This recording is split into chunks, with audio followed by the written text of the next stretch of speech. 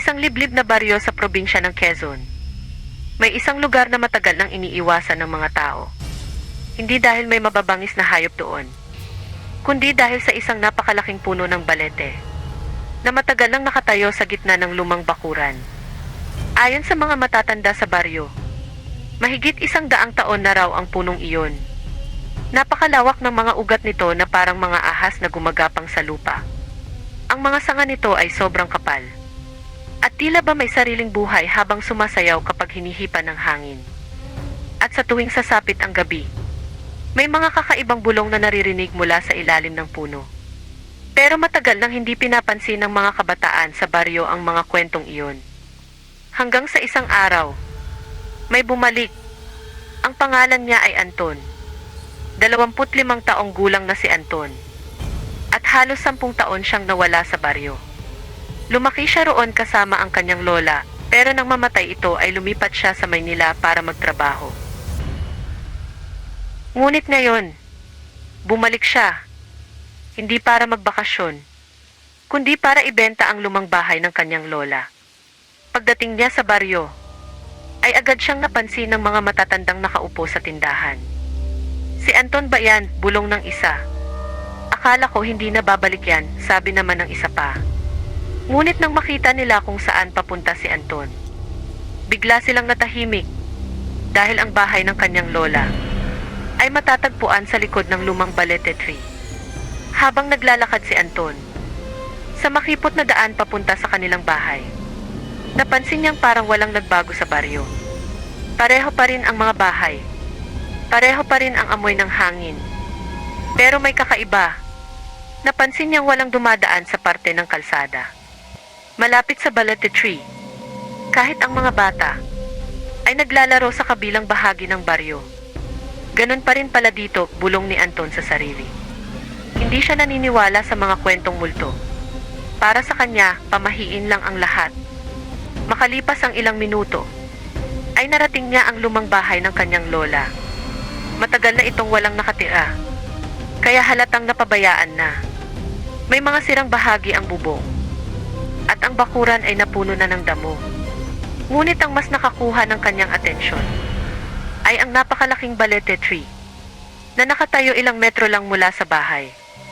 Mas malaki ito kaysa sa naaalala niya noong bata pa siya. Mas madilim din, para bang mas lumapad ang mga ugat nito. Habang nakatitig siya sa puno, ay bigla niyang naalala ang sinabi ng kanyang lola noong bata pa siya. Anton, sabi nito noon, kahit anong mangyari, huwag kang lalapit sa balete tree kapag gabi na. Hindi niya iyon pinansin noon, at hindi rin niya iyon pinapansin ngayon. Lumalang iyan na puno, sabi niya habang binubuksan ang pinto ng bahay. Ngunit hindi niya alam na may nakatingin sa kanya mula sa loob ng balete tree.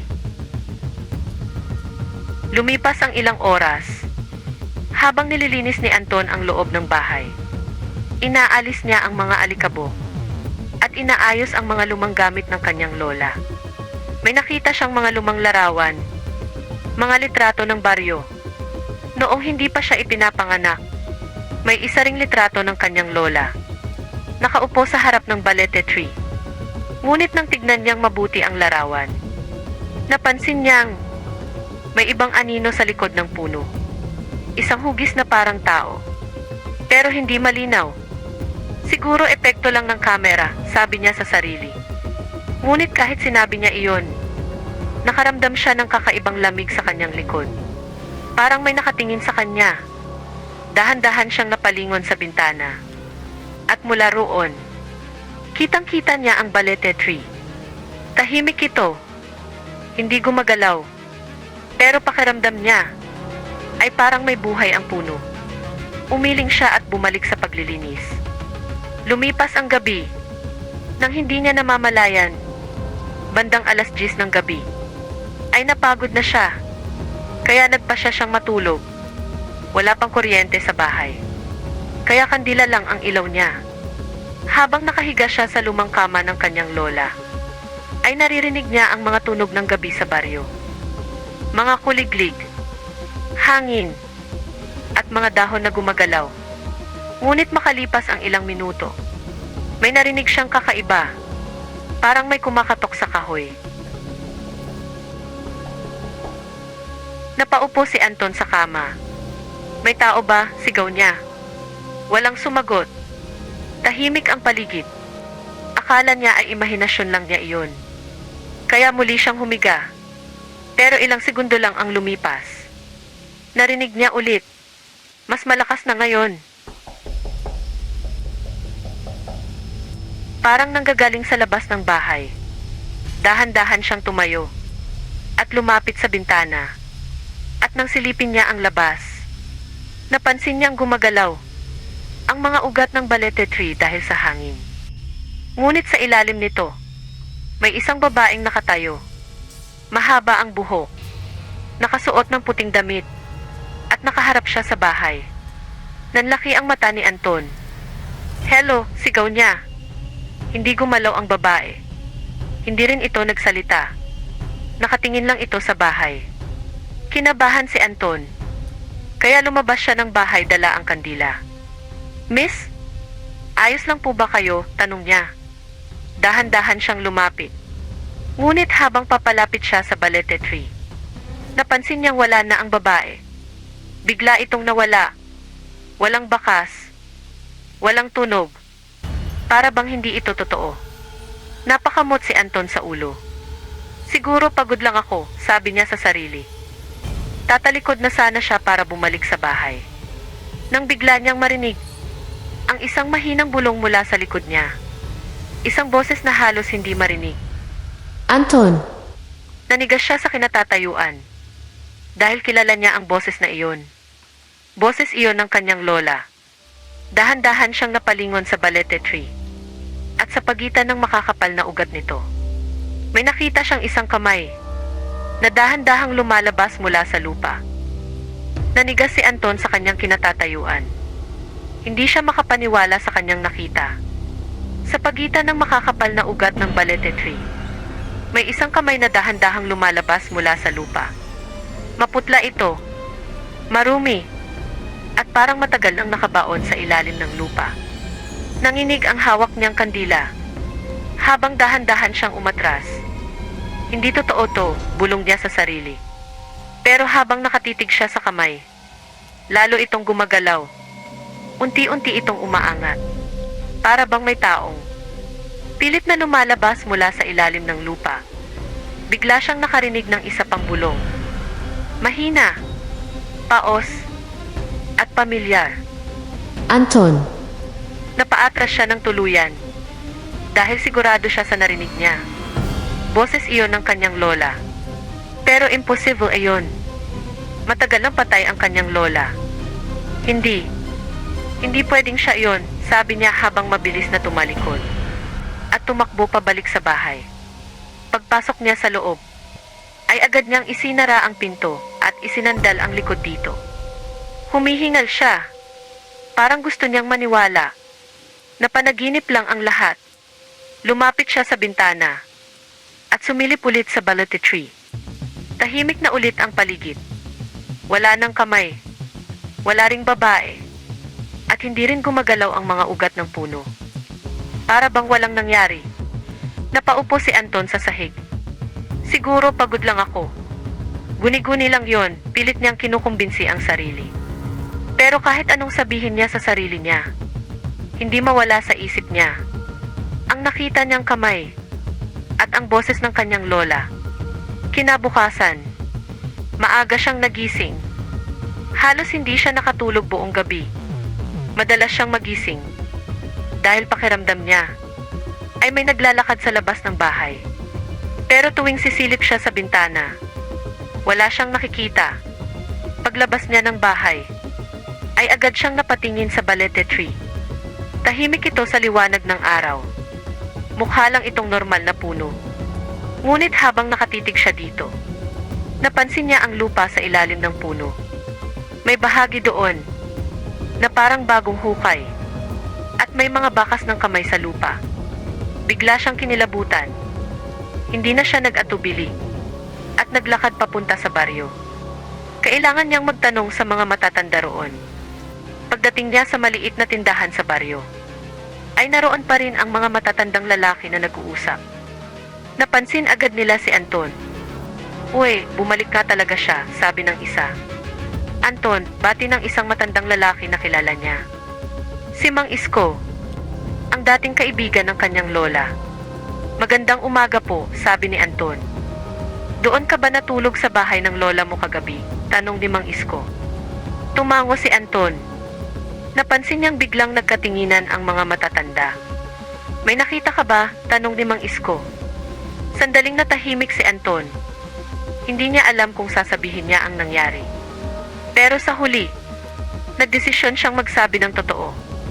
"Kagabi po, may nakita akong babae sa ilalim ng balete tree." Biglang natahimik ang tindahan. Walang nagsalita. "May nakita rin akong kamay na lumalabas sa lupa," dagdag pa niya. Namutla si Mang Isko. "Hindi ka dapat bumalik doon," mahina nitong sabi. "Bakit po?" tanong ni Anton. Huminga ng malalim si Mang Isko bago sumagot. "May dahilan kung bakit iniiwasan ng mga tao ang balete tree na yan. Matagal nang may nangyayaring kakaiba dyan." "Anong ibig niyong sabihin?" tanong ni Anton. Napatingin si Mang Isko sa paligid bago siya muling nagsalita. "Hindi lang yan simpleng puno. May nakatira dyan." Naramdaman ni Anton na parang lumamig ang paligid. "Multo po ba?" tanong niya. Umiling si Mang Isko. "Mas masahol pa doon. May lihim ang balete tree na iyan. At alam iyon ng lola mo." Nanlaki ang mata ni Anton. "Ang lola ko?" Tumango si Mang Isko. "Siya ang nagbabantay sa punong yan sa loob ng maraming taon. Bago siya namatay, may sinabi siya sa amin." "Ano po iyon?" tanong ni Anton. Mabagal na sumagot si Mang Isko. "Kapag may bumalik sa bahay, magigising ulit ang nasa loob ng balete tree." Biglang bumilis ang tibok ng puso ni Anton. "Anong ibig niyong sabihin?" Ngunit bago pa makasagot si Mang Isko, may isang matandang babae na biglang sumigaw mula sa kabilang bahay. Nandyan na naman siya. Lahat ay napalingon. Siya na naman yung babaeng nakaputi sa balete tree. Biglang kinabahan si Anton dahil alam niyang siya ang dahilan kung bakit ito bumalik, at sa pagkakataong iyon, hindi na siya sigurado kung makakaalis pa siya sa baryo ng ligtas. Napatigil ang lahat sa tindahan nang marinig ang sigaw ng matandang babae. May babae na naman sa balete tree. Biglang tumahimik ang buong baryo. Ang mga matatanda ay nagkatinginan. Ang iba naman ay agad na pumasok sa kanilang mga bahay. Parang may takot na matagal na nilang kilala. Si Anton ay dahan-dahang napalingon sa direksyon ng lumang bahay ng kanyang lola. Doon sa likod ng bahay, nakatayo ang napakalaking balete tree. Ang parehong puno na nakita niya kagabi. Ang parehong puno na may kamay na lumabas mula sa lupa. "Anton," mahinang tawag ni Mang Isko. "Mas mabuti kung huwag ka munang bumalik doon ngayon." Napakunot ang noo ni Anton. "Bakit po?" Huminga ng malalim si Mang Isko bago sumagot. "Dahil kapag nagpapakita na ang babaeng iyon, may ibig sabihin iyon." "Anong ibig niyong sabihin?" tanong ni Anton. Tumingin muna si Mang Isko sa paligid. Bago siya nagsalita, parang ayaw niyang marinig ng ibang tao ang sasabihin niya. "Matagal na ang kwento ng balete tree na iyan. Bago pa ipinanganak ang lola mo, may mga nawawalang tao na dyan." Nanlaki ang mata ni Anton. "Mga nawawalang tao?" Tumango si Mang Isko. "Mga magsasaka, mga bata, pati mga dumadaan lang sa baryo. Parang nilulunok sila ng lupa, pero walang katawan na natagpuan. Walang bakas. Hanggang sa isang gabi, may isang babae ang nakita ng mga tao sa ilalim ng puno. Mahaba ang buhok, nakaputing damit, at hindi gumagalaw." Napatingin si Anton kay Mang Isko. "Siya po ba yung nakita ko kagabi?" Tumango ang matanda. Simula nang magpakita ang babaeng iyon, lalo pang dumami ang mga nawawala. Hanggang sa dumating ang lola mo sa baryo. Napakunot ang noo ni Anton. "Ang lola ko? Anong kinalaman niya doon?" Tahimik na sumagot si Mang Isko. Siya ang unang taong hindi natakot sa Balete Tree. Araw-araw siyang pumupunta doon. Parang may kinakausap siya. Isang gabi, kinausap niya kami at sinabi niya na may nakatira sa ilalim ng puno. Nanlamig ang pakiramdam ni Anton. Multo po ba? Umiling si Mang Isko. Hindi. Mas matanda pa doon. Isang nilalang na matagal nang nakakulong sa ilalim ng Balete Tree. Kung minsan, nagpapakita ito bilang babae. Hindi makapagsalita si Anton. Pakiramdam niya ay parang lumalala ang kwento. Bakit po ako? Tanong niya. Bakit parang ako ang tinatawag? Sandaling tumahimik si Mang Isko. Pagkatapos ay sinabi niya ang isang bagay na lalong nagpatindi ng kaba ni Anton. Bago namatay ang lola mo, may sinabi siya sa akin. Kapag bumalik si Anton sa bahay, magigising ulit ang nasa ilalim ng Balete Tree. Nanlaki ang mata ni Anton. Paano niya nalaman? Mahina lang ang sagot ni Mang Isko. Dahil alam niya na ikaw ang susunod na magbabantay. Biglang may malamig na hangin na dumaan sa baryo. Ang mga dahon ng puno ay nagsimulang gumalaw. At sa malayo, may batang biglang tumakbo papunta sa kanila. Humihingal ito sa takot. Mang Isko, may tao po sa bahay ni Anton. May babae sa loob. Nanigas si Anton. Dahil bago siya umalis kanina, wala namang tao sa bahay. Unti-unti siyang napalingon sa direksyon ng Balete Tree.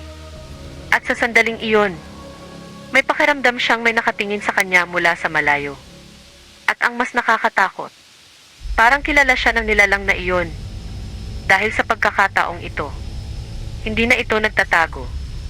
At nagsisimula na itong sunduin si Anton. Nanigas si Anton sa narinig niyang balita. May babae sa loob ng bahay ni Anton. Hindi na siya nag-aksaya ng oras. Agad siyang tumakbo, pabalik sa lumang bahay ng kanyang lola. Habang tumatakbo siya sa makitid na daan ng baryo, pakiramdam niya ay mas mabigat ang hangin kaysa dati. Tahimik ang paligid. Walang batang naglalaro. Walang tao sa labas ng bahay. Para bang alam ng buong baryo na may masamang mangyayari. Pagdating niya sa bakuran ng kanilang bahay, agad niyang nakita ang Balete Tree. Mas madilim itong tingnan kahit tirik pa ang araw. Ang mga ugat nito ay parang mga kamay na kumakapit sa lupa. Napansin din ni Anton na tila mas lumalim ang hukay sa ilalim ng puno. Ang parehong lugar kung saan niya nakita ang kamay kagabi. Nilunok niya ang kaba. Pagkatapos ay dahan-dahan siyang lumapit sa pinto ng bahay. Bahagya itong nakabukas. Samantalang, sigurado siya na isinara niya ito bago siya umalis. Mahina niyang itinulak ang pinto. Umingit ang kahoy habang bumukas ang pinto. Tahimik ang loob ng bahay. Pero may kakaibang pakiramdam. Parang may ibang presensya sa loob. Hello, mahina niyang tawag. Walang sumagot. Dahan-dahan siyang pumasok sa sala. Nandoon pa rin ang mga lumang gamit ng kanyang lola. Ang mesa, ang lumang kabinet, ang mga litrato sa dingding. Ngunit may napansin siyang kakaiba. May isang upuan na nakaharap sa bintana. At parang may kakaupo lang doon. Nanginginig ang kamay ni Anton habang lumapit siya sa upuan. At doon niya nakita ang isang bagay sa mesa. Isang lumang kahon na gawa sa kahoy. Hindi niya iyon napansin kahapon. Dahan-dahan niya itong binuksan. Sa loob ay may mga lumang papel, mga sulat, at isang maliit na pulang tela na nakabalot sa kung anong bagay. Kinuha niya ang mga sulat. Ang sulat kamay ay pamilyar sa kanya. Sulat iyon ng kanyang lola. Dahan-dahan niyang binasa ang unang pahina. Para kay Anton, kung binabasa mo ito, ibig sabihin ay bumalik ka na sa bahay. Biglang bumilis ang tibok ng puso ni Anton. Nagpatuloy siya sa pagbabasa. Matagal ko nang alam na darating ang araw na ito. Matagal ko nang alam na ikaw ang babalik dito. May lihim ang Balete Tree sa likod ng bahay. At ako ang nagbantay sa lihim na iyon sa loob ng maraming taon. Pero ngayon, ikaw na ang kailangang magpatuloy. Napaatras si Anton. Hindi. Imposible to, bulong niya. Ngunit ipinagpatuloy pa rin niya ang pagbabasa. Sa ilalim ng balete tree, may isang nilalang na matagal nang nakakulong. Hindi ito multo. Hindi rin ito tao. Isang matandang espiritu na nagising maraming taon na ang nakalipas. Maraming tao na ang nawala dahil dito. Hanggang sa natuklasan ko kung paano ito pigilan. Nanlaki ang mata ni Anton habang nagbabasa. Ang puno ng balete ang nagsisilbing kulungan nito. Ang mga ugat ng puno ang nagtatali sa nilalang. Sa ilalim ng lupa.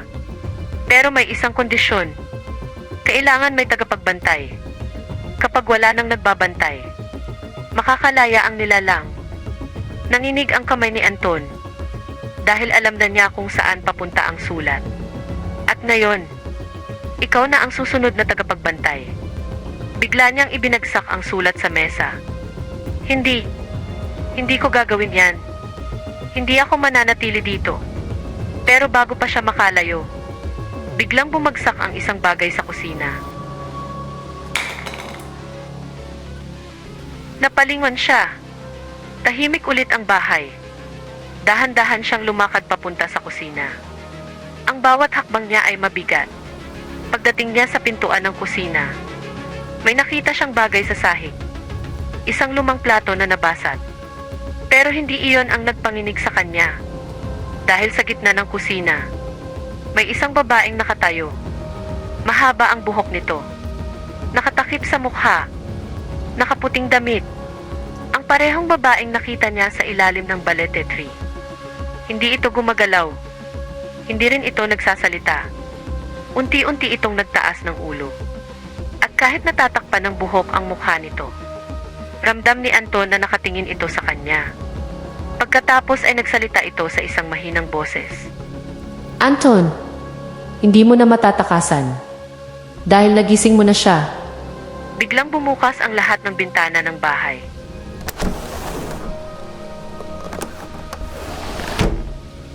Malakas na hangin ang pumasok sa loob. At mula sa labas, may narinig si Anton. Isang malalim na tunog mula sa ilalim ng lupa. Parang may isang napakalaking bagay na gumagalaw sa ilalim ng balete tree. At sa unang pagkakataon, napagtanto ni Anton ang nakakatakot na katotohanan. Ang nilalang sa ilalim ng puno ay unti-unti nang nagigising. Malakas ang ihip ng hangin sa loob ng lumang bahay. Ang mga bintana ay patuloy na bumubukas at nagsasara.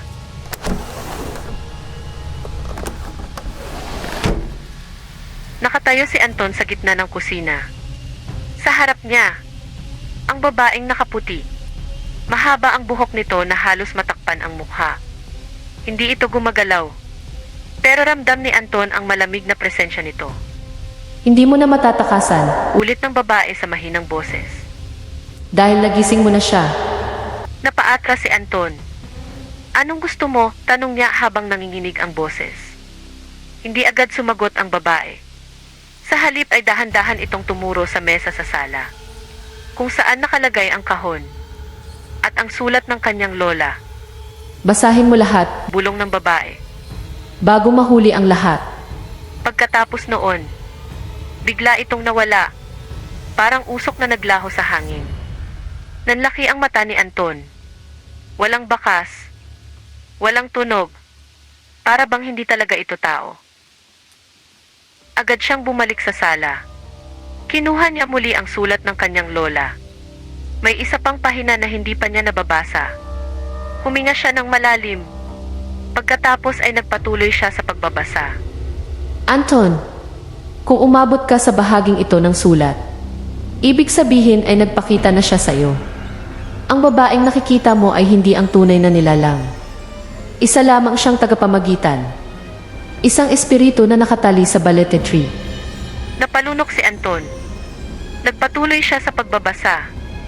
Ang tunay na nilalang ay nasa ilalim ng lupa. Matagal na itong nakakulong sa ilalim ng puno. Pero sa tuwing mailalapit sa lihim nito, unti-unti itong nagigising.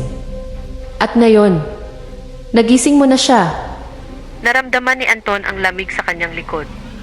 Dahil sa labas ng bahay, naririnig niya ang mahihinang paggalaw ng lupa. Parang may malaking bagay na gumagapang sa ilalim ng lupa. Nagpatuloy siya sa pagbabasa. May paraan para mapigilan ito. Pero kailangan mong gawin bago sumapit ang hating gabi.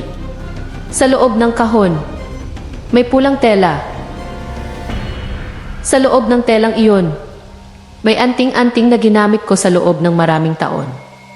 Dahan-dahang kinuha ni Anton ang pulang tela. Kinakabahan ang kanyang mga kamay. Binuksan niya ito. Sa loob ay may isang maliit na lumang pendant. Nagawa sa kahoy. May kakaibang simbolo na nakaukit dito. Parang napakatanda na nito. Nagpatuloy siya sa pagbabasa. Kailangan mong ilibing muli ang anting-anting sa ilalim ng balete tree. Eksakto sa gitna ng mga ugat. Doon kung saan unang lumabas ang kamay. Kapag nagawa mo iyon, mananatiling nakakulong ang nilalang. Pero kung mabigo ka, makakalabas ito sa lupa.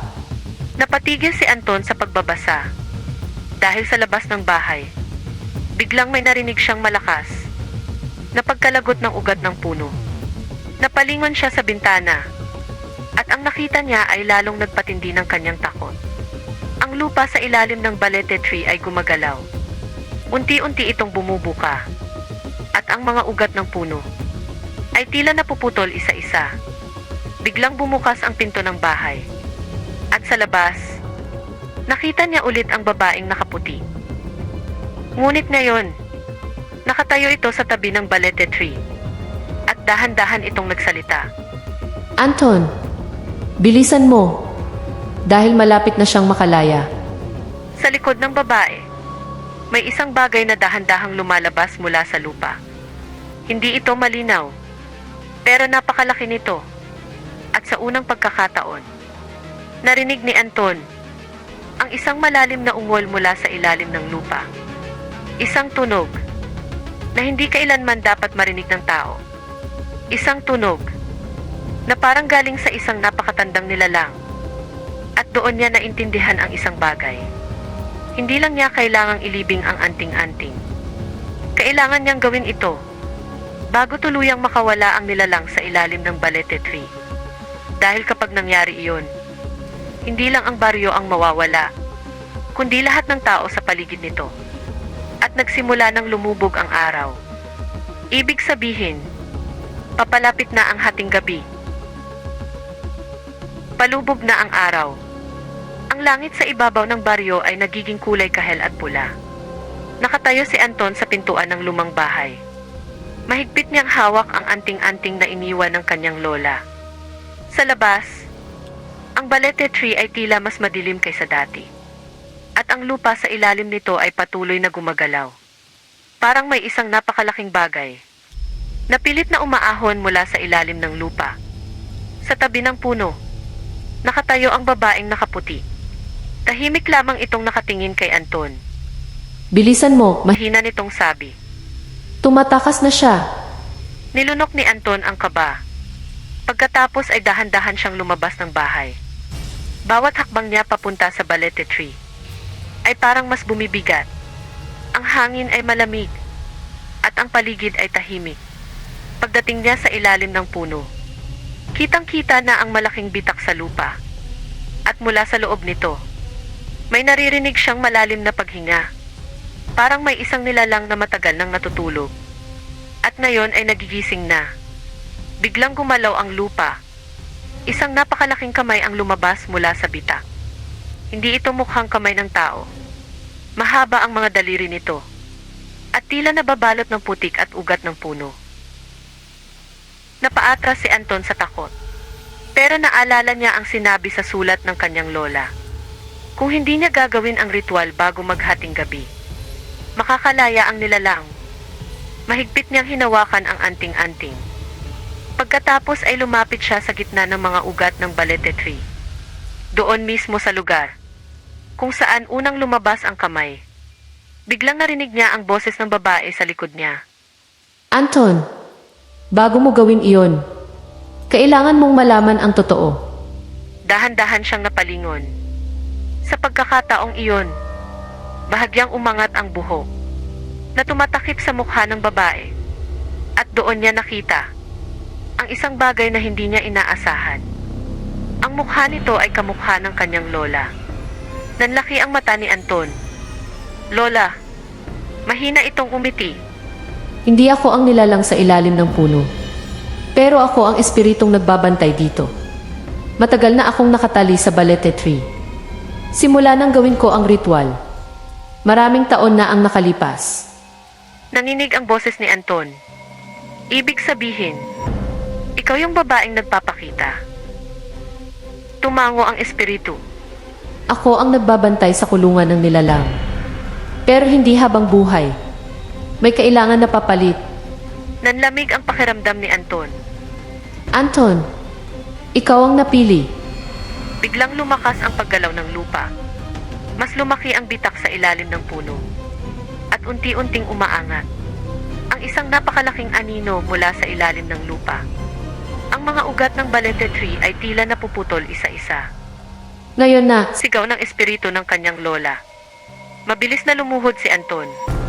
Hinukay niya ang lupa gamit ang kanyang kamay. Pagkatapos ay inilagay niya ang anting-anting sa ilalim ng ugat ng Balete Tree. Sa sandaling iyon, biglang lumiwanag ang simbolo sa pendant. At ang buong Balete Tree ay nagsimulang manginig. Ang mga ugat nito ay tila muling gumapang sa lupa. Parang buhay na nilalang na muling kinukulong ang nasa ilalim. Mula sa bitak, isang nakakabinging sigaw ang narinig. Isang sigaw ng galit. Isang sigaw ng pagkabigo.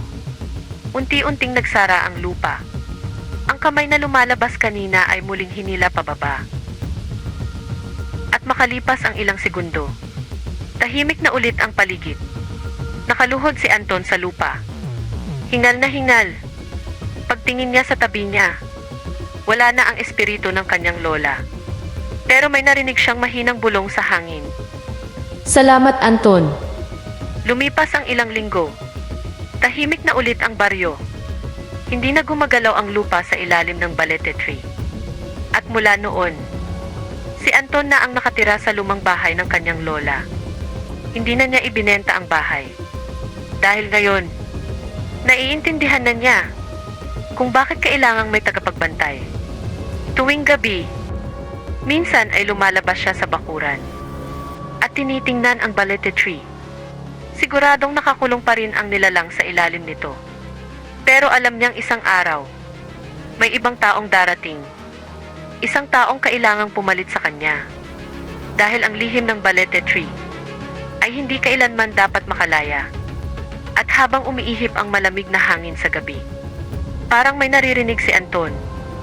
Mula sa ilalim ng lupa, isang mahinang bulong na tila nagsasabing, Hindi pa ito tapos. at doon nagtatapos ang kwento ng ang lihim ng lumang Balete Tree. Pero tandaan, hindi lahat ng lihim ay dapat hinuhukay. Dahil minsan, may mga bagay na mas mabuting manatiling nakabaon sa ilalim ng lupa.